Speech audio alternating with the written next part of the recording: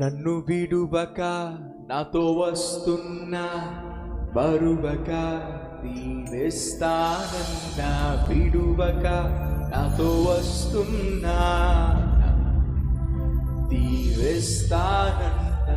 యేసయ్య నాతో ఉండగా ఈ వత్సరమే ఓ పండగ. యేసయ్య నాతో ఉండగా ఈ వత్సరమే ఓ పండగ.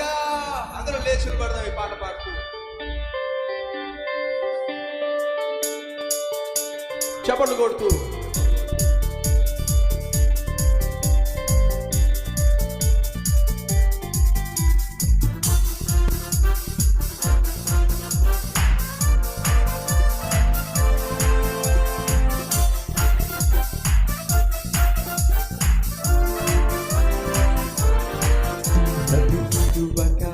నాతో వస్తున్నా మరువక దీవిస్తానన్నా, నాతో వస్తున్నా మరువక దీవిస్తానన్నా.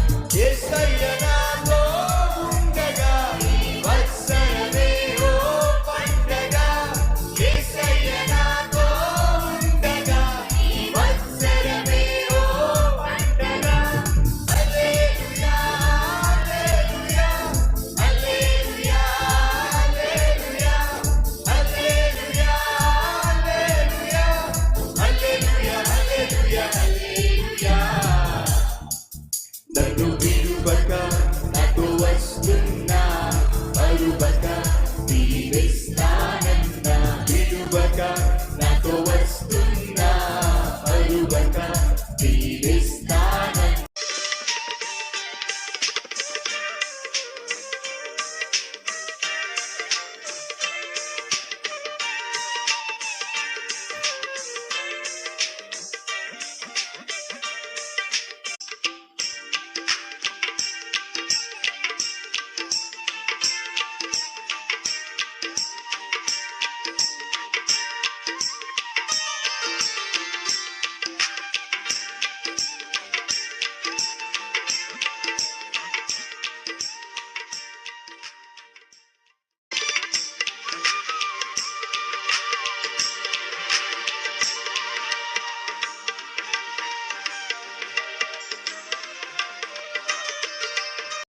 మార్త అక్క, మరియా చెల్లి.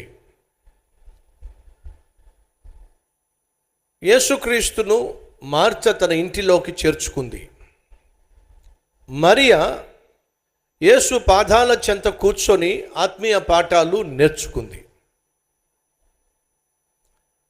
దేవుని దృష్టిలో వీళ్ళిద్దరిలో ఎవరు గొప్ప చెప్తారా? చేర్చుకున్న మార్త గొప్ప అంటారా? నేర్చుకున్న మరియా గొప్పదంటారా?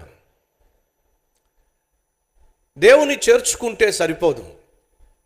నీ పేరులో క్రైస్తవ్యాన్నో లేకపోతే ఆత్మీయతనో చేర్చుకుంటే సరిపోదు. నీ ఇంటిలో యేసయ్యను చేర్చుకుంటే సరిపోదు. ఆ యేసు నీకు నేర్పించే పాఠాలు నువ్వు నేర్చుకోకుండా, ఆయన మాటలను నువ్వు వినకుండా, ఆయన ఆశించినట్టుగా నువ్వు జీవించకుండా, ఇంటిలో చక్కని వాక్యాలు పెట్టిన, ఇంటిలో క్రైస్తవ పాటలు పెట్టిన, ఇంటిలో చక్కగా టీవీ ద్వారానో యూట్యూబ్ ద్వారానో సోషల్ మీడియా ద్వారానో వాక్యం విన్నా, నువ్వు విన్న వాక్యాన్ని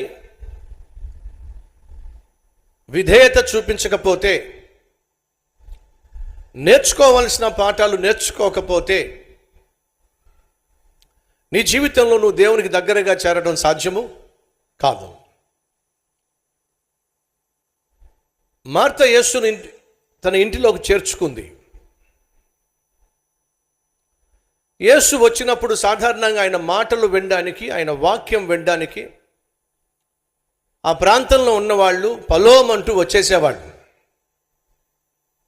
యేసు ఎక్కడికి వెళ్ళినా కాలక్షేపం కోసం ఎక్కడికి వెళ్ళలా. ఎప్పుడు ఎక్కడికి వెళ్ళినా దేవుని సేవ చేయడానికి వెళ్ళాడు, వాక్యాన్ని బోధించడానికే వెళ్ళాడు. ప్రజలను రక్షణలోనికి నడిపించడానికి, ప్రజల జీవితాల్లో ఉన్నటువంటి అవసరాలు తీర్చటానికి, పరలోక మార్గాన్ని చూయించటానికి యేసు ఈ భూమి మీద తను ఉన్నంత కాలము గడిపాడు. బేతనీ అనే గ్రామానికి వెళ్ళాడు. మార్త యేసుక్రీస్తును తన ఇంటిలోనికి చేర్చుకుంది. యేసయ్యతో పాటు ఉన్నటువంటి శిష్యులకు వంట చేయాలిగా, భోజనం పెట్టాలిగా. కాబట్టి తాను వంట చేయాలి అని చెప్పి చాలా తాపత్రయపడుతూ ఉంది. కానీ యేసయ్య తన పని చేస్తూ ఉన్నాడు, వాక్యాన్ని బోధిస్తూ ఉన్నాడు.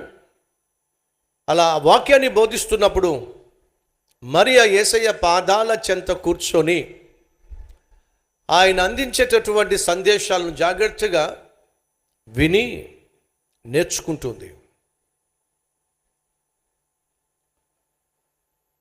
బైబిల్లో చక్కని మాట ప్రసంగిలో మనం చూస్తాం, అన్నిటికీ సమయం ఉంది. విత్తడానికి సమయం ఉంది, కోయడానికి సమయం ఉంది. సంతోషించడానికి సమయం ఉంది, దుఃఖపడడానికి సమయం ఉంది. జన్మించడానికి సమయం ఉంది, మరణించడానికి మరణం వచ్చినప్పుడు, ఆ సమయం వచ్చినప్పుడు మరణించాల్సిందే. అనగా మనందరి జీవితంలో అన్నిటికీ సమయం ఉంది. కానీ ఆ అన్ని సమయాల్లో అతి విలువైన సమయము మనం దేవునితో గడిపేటటువంటి సమయం. అది చాలా విలువైంది, చాలా శ్రేష్టమైంది.